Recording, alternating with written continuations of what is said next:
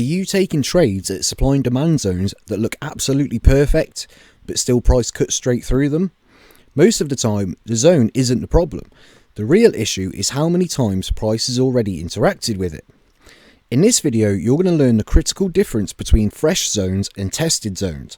We'll break down why untouched, unmitigated zones carry the strongest institutional energy and why they offer the highest probability setups. Then we'll look at why tested zones become dangerous as each touch absorbs more and more orders, slowly weakening the structure until the zone becomes a trap instead of an opportunity. But there is one major exception to this rule. At the end of the video, I'll show you why consolidation zones can survive multiple tests and still. Here's a quick recap of the 3 rules we're going to use to determine if a zone is fresh. Number 1, it must take out the next opposing zone. For a zone to be fresh, it has to prove it mattered. That means the zone must create enough imbalance to remove the next opposing zone or cause a clear break of structure. A break of structure shows institutional commitment. It confirms the zone wasn't random noise. It created a meaningful reaction with real order flow behind it. In other words, if the zone didn't break anything, it's not strong enough to be considered fresh.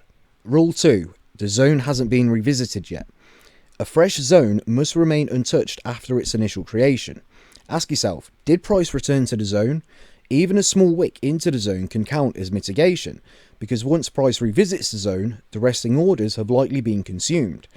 The freshness disappears because institutions no longer have unfilled positions there. So if it's fresh, that means there's no mitigation at all. Rule 3. It must have a recent significant origin. This rule is a bit more subjective, but it is essential. The zone should represent a recent and meaningful origin of displacement or imbalance, a point where institutions clearly stepped in with purpose. Because old zones always lose relevance, because the longer price stays away from a zone without returning, the more likely the orders are stale or no longer active. So think of it like this: fresh zones are current institutional footprints, not historical leftovers. So we're looking at this 1 hour chart of USD Japan to understand how to spot a tested supply or demand zone. Let's focus on this supply area I've highlighted. When we talk about a tested zone, we're looking for an area that price has returned to and interacted with multiple times shortly after the zone was initially formed. Notice how price initially created this supply zone before moving lower, then pushes back up and returns a few days later. This is the first time price has revisited this zone, so we call this the first test. This tells us that the initial pressure from the sellers, the supply, might have been temporarily absorbed or overcome. Now, look what happens right after. Price comes back up and tests that same ceiling a second time, indicated by the next 2 arrows. The key is that this happens soon after the first test. The price action here is showing us a few things. 1. Buyers are trying. They are pushing price back up to challenge this high. And 2. Sellers are present. Price is struggling to break significantly above the established boundary. The multiple touches confirm that this area is a point of contention, a real supply zone that traders are watching. Because price has now come back, hit the zone and failed to decisively break through on the subsequent revisits, we label this as a tested supply zone. It's been confirmed by the market's repeated attempts to, and the reason why is simple, it's because price hasn't truly reversed yet. The core rule for separating tests is that the price must execute a significant sustained move away from the zone before returning for a new test. Here, price comes down, touches the zone, bounces around a little bit, then comes back and retests the depth of the zone again. The minor bounces within the box are just intrazonal activity. Since the market structure hasn't broken the high that led into the zone, the general move is still one of probing and interacting with the demand zone. The pressure hasn't fully shifted from sellers, who are pushing down, to buyers, who are trying to drive price permanently up. Think of this whole duration as the market absorbing the resting buy orders within this demand zone. The little push-ups show the buyers are present, but the subsequent dips show the sellers are still applying pressure. All these probes, like the first arrow, the second and the third, are all part of the same effort to consume the initial cluster of orders. If we counted each little wick or bounce as a separate test, we would prematurely label this zone as tested and weak, perhaps making us hesitant to take a trade. But since the price has not completely broken away and executed a clear move, the entire area is simply the first continuous test of the demand zone. The market is still working to fully validate the zone's strength before price can launch a proper sustained move higher. Let's focus now on the top supply zone. This is where we learn the fundamental principle of supply and demand trading, that fresh zones are stronger than tested zones. As we saw before, price returned to this supply zone soon after its formation, marking the first test. It then came back a second and third time, as indicated by the arrows. Every time price revisits a supply zone, it acts like a buyer's vacuum, filling the previously existing sell orders that were placed by the institutions or smart money that created the zone in the first place. On the first touch, a large portion of the sell orders are filled. The zone holds, but its strength is reduced. On the subsequent touches, more and more of the remaining unfilled orders are consumed, so the ammo of the sellers is getting used up. Price also doesn't immediately crash lower.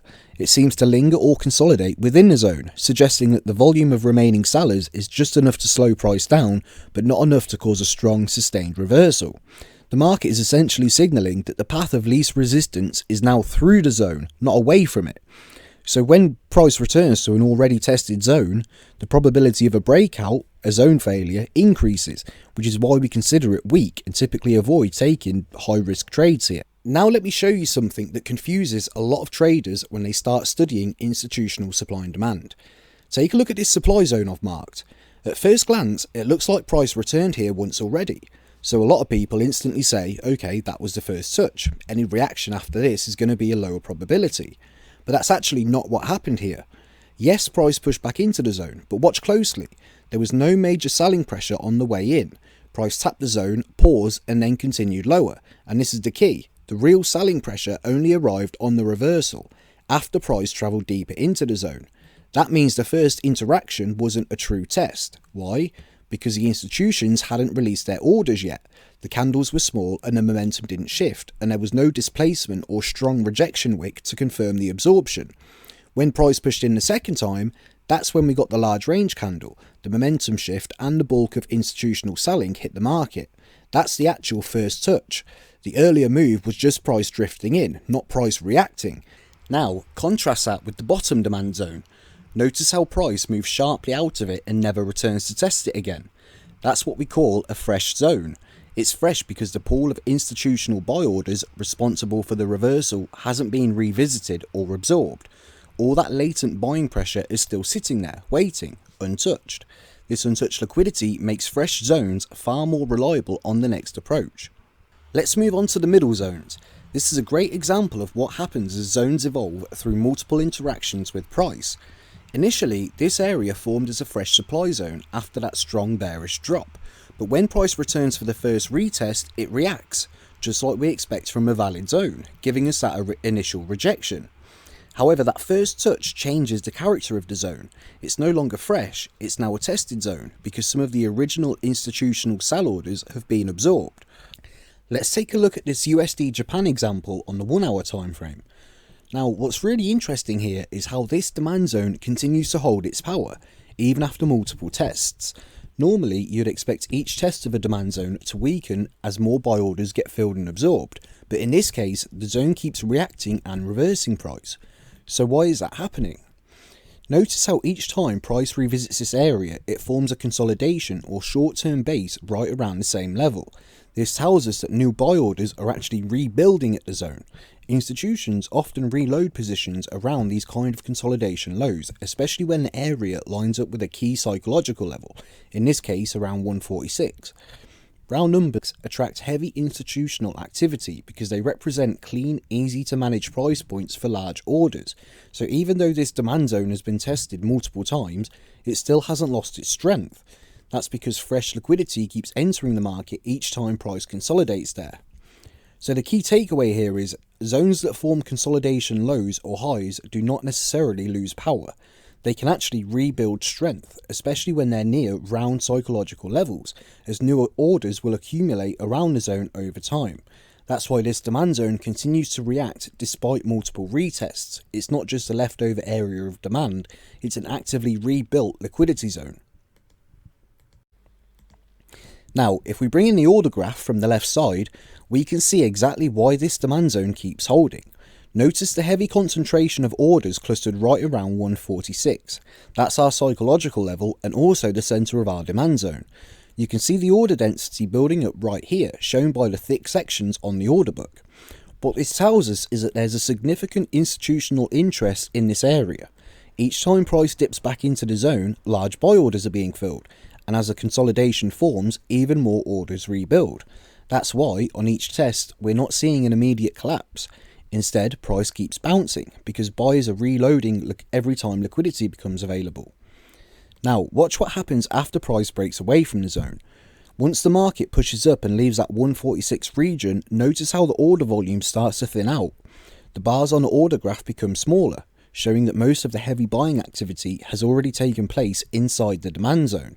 That's exactly what we expect when a strong zone does its job. Institutions have accumulated their positions at a discount, and so once price moves away, there's no need for more orders to remain there. Let's look at what happened during the final touch of this demand zone. You can see that price dipped just a little deeper into the zone this time, sweeping below the previous lows. That move right there was a classic stop hunt. Liquidity was sitting below these lows, and the market makers knew it. By pushing price slightly deeper into the zone, they triggered these retail stop losses, and at the same time, they managed to fill a huge number of buy orders from institutional participants waiting at the very bottom. If you look at the order graph on the left, you can actually see how the order density spikes right as that wick forms. That tells us there was a large amount of activity, a ton of orders being consumed, exactly at the point where retail traders were stopped out. Once all that liquidity was absorbed, the market immediately reversed. That's why we see such a sharp and clean move back to the upside. This was not a random bounce, it was a liquidity-driven reversal powered by institutional accumulation. And here's the key point.